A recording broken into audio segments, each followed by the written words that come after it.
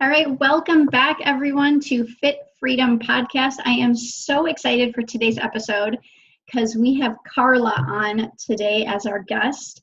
And Karla is an amazing personal trainer that I got to know a few years ago when we were doing some business coaching together. And her and I met via this business group in San Diego. So that was a ton of fun to meet with her. And now over the years, we've just kept in touch. And so she is going to talk to us all about personal training today and online personal training and how you can kind of get started in that weight loss field. So let me introduce Karla though, so you guys all hear how great she is. So Karla Loeppky is the 2016 Small Business of the Year and overall People's Choice winner with the Beaumont Chamber of Commerce. She was nominated for the 2018 Karla's going to pop in with this one. Superlative. Health and Wellness Award. That is a big word. Mm-hmm. She's an avid runner and triathlete. She's competed in the 2013 Victoria Marathon, the 2014 Ironman Canada, and the 2019 Disney Marathon, just to name a few. So she loves to run, everybody. However, it wasn't always like this. So Karla has been 200 pounds twice. She has overcome an overgrowth of candida and other health issues, as well as conquered professional and personal bankruptcy. So Karla currently owns Your Body, Your Way personal training studio, and she loves to inspire transformation that connects people to their highest self. So let's welcome Karla. I'm super excited for today's show. So thank you so much for being on Fit Freedom Podcast. Well, thank you for inviting me. So Karla, if people don't know, what is the difference between online training and in-person training? Well, I think the biggest component with it is in-person training. You're physically meeting your trainer twice, 3, 4 times a week. So it's in your calendar. You're going to a location and you're meeting with that trainer and physically getting them for that 30 minutes to hour, depending on the trainer's status. And online training is the virtual aspect of that. So you're more or less getting recordings from that trainer. You're getting printouts from the trainer. You're not physically meeting with them, but you do have check-in points and you're just being sent the workouts, which the bonus to that is that you're able to do those workouts on your own at your own time.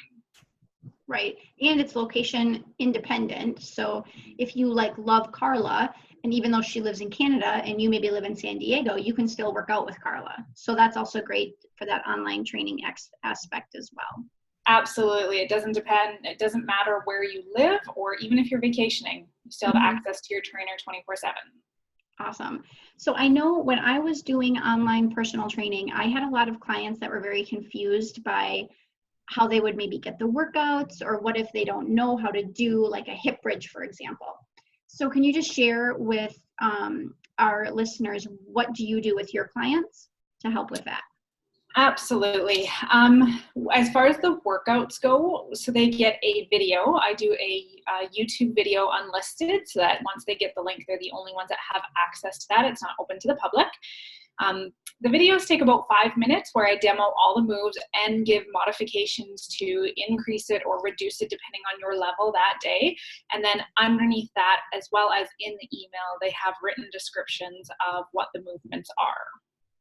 That is awesome. So that's super helpful for people who maybe are unsure of what the exercise is, or maybe you just want to make sure you're doing it right.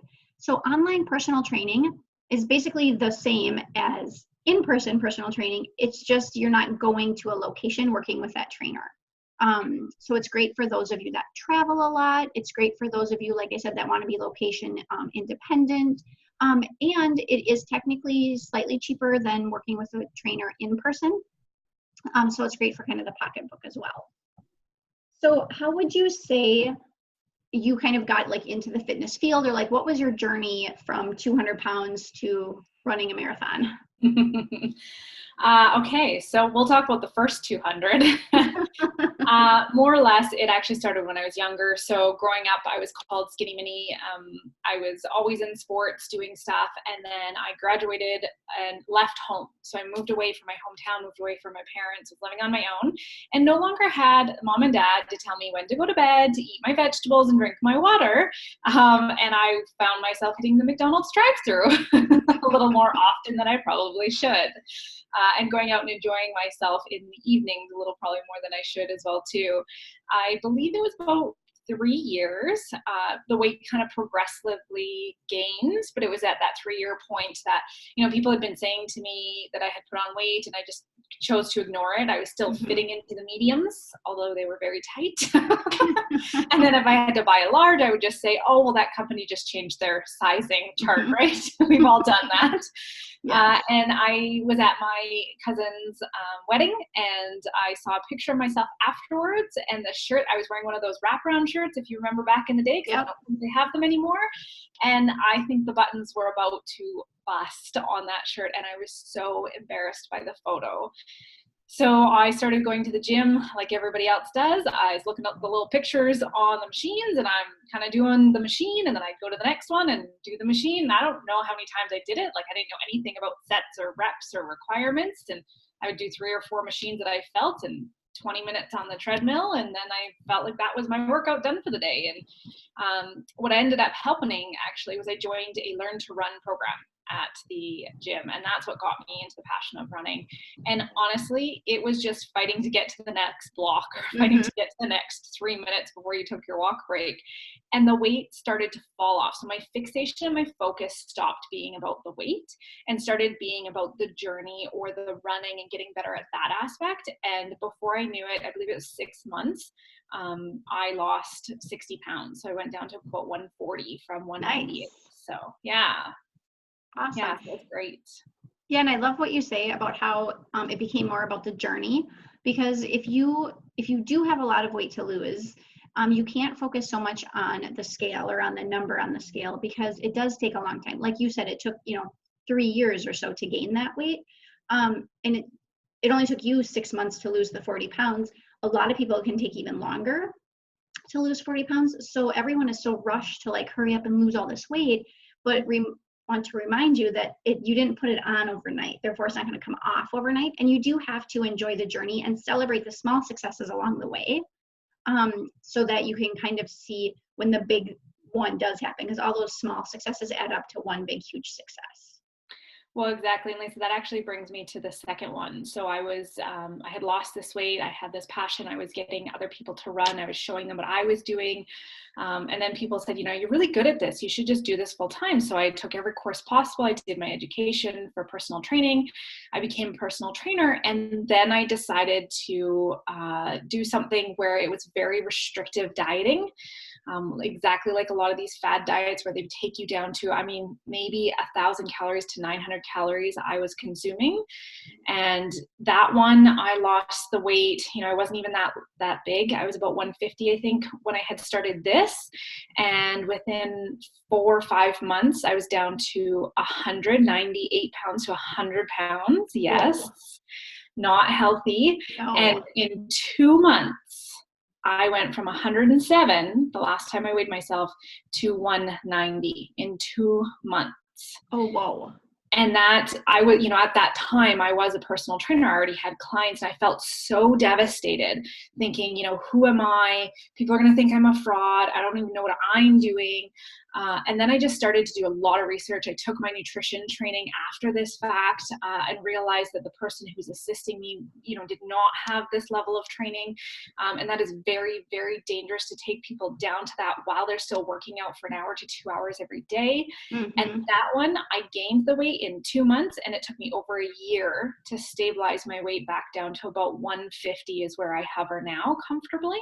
But that's the difference in a lot of the things. And that's the trouble I see now when you say technology, I think, hinders us a little bit, that we want everything now. Mm-hmm. And we tend to take on these fad diets or these weight loss kind of gimmicks with the pills, and they restrict us a lot, and we lose the weight drastically And then we find ourselves, as soon as we get off it, because that's the whole point about the diets and the fads, is that they're short-term limited. Mm-hmm. And as soon as we get off of it, we gain all that weight plus 5 or 10 pounds after that, and find that it's even a harder struggle to get rid of it. So Yes. been there, done that. Yes.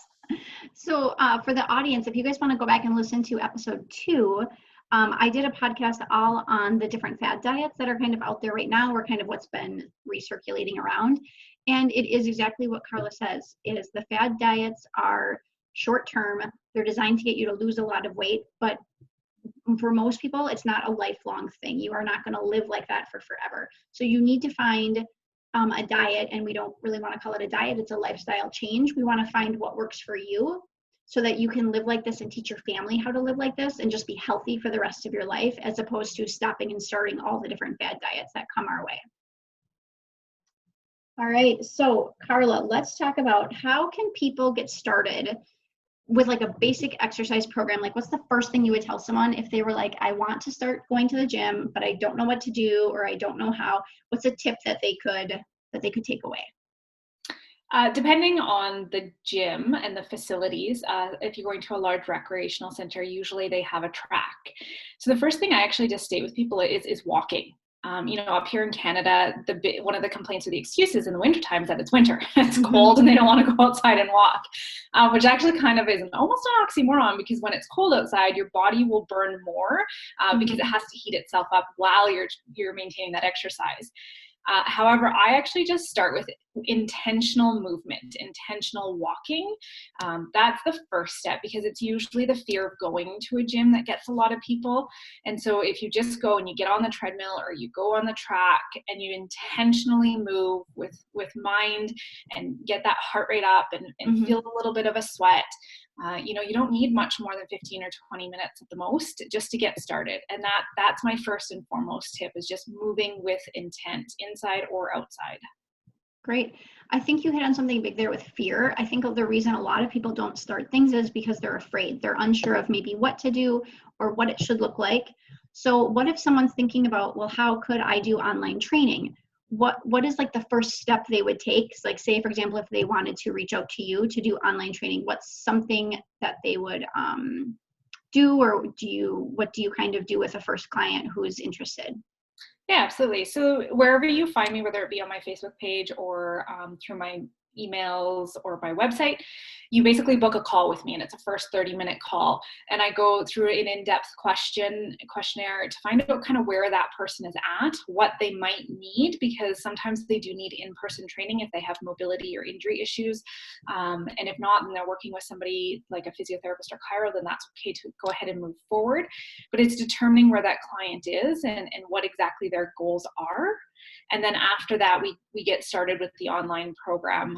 My online program is quite different, and my training in general, whether it's in person or online, is very different because of what I have gone through. My shift in all of my training is mindset focus. So that's the first and foremost part that I work with my clients, because if we don't know, and it's kind of like you said, they don't know what fitness looks like. So if we don't even know what it looks like for them and where they're going, then we're getting in a vehicle and we're just driving around and we have no idea how we got there. Right. So if we don't know what it looks like, and somebody comes up and they usually always say, I want to get toned, or I want to lose weight. Well, my idea of toned and losing weight is very different than yours. It's very different as the next person. So I get them to describe it to me. So I ask them what they're doing differently that day. And this is where you'll find that people, like, tying their shoes is a difficulty or a concern. Whereas initially they said, well, I want to lose weight and I want to tone. But now I have a description of that. So what would you do differently if you were already there? So describe that to me. What does it look like? What are you doing? How do you wake up that morning? What are you wearing? And so that's kind of where I actually start with a lot of the clients in my training. Before we even get into the workouts, they get that first email from me is visioning and describing what their health and fitness looks and feels like. Yeah, I love that. That is awesome, because so many trainers will have clients come to them and they're just like, oh, okay, yep, here's your program that you're going to do. And it really is basically like a cookie cutter program of everything they've done in the past. And everybody is so different. All of us are different individuals. We all have different needs and goals that we're trying to meet. And like Karla said, your version of toning up and losing weight is completely different than my version of toning up and losing weight. So being very clear on what your goals are and what you're actually looking for if you choose to work with a trainer, or even just being very clear on your goals with yourself will help you be able to reach them, because you're communicating in a better fashion than just being like, oh yeah, tone up, oh, lose weight. Because again, tone up is very broad. Does that mean you like want to put muscle on, or you just want to like sculpt, or like, what does that mean? So again, being very clear, and feel free to go back to episode 1 and listen to how to create or how to set goals, because we walk through how to do all of that and to be very clear and intentional on goal setting. So Karla, this has been awesome. Thank you so much for hopping on. If someone is interested in reaching out to you, they can go to your website, which is yourbodyyourweigh.ca. Correct, and that way is W-E-I-G-H. It's a play on words, no T. Perfect, awesome. So if you guys have any questions about nutrition or online training or in-person training, reach out to Karla. She would be more than happy to help you out and answer some of your questions. And thanks again for tuning in to Fit Freedom Podcast. I hope this helped with understanding the difference between online training and in-person training, and how you can get started today just by some simple, intentional walking. So make today a great day, and I will talk to you all later.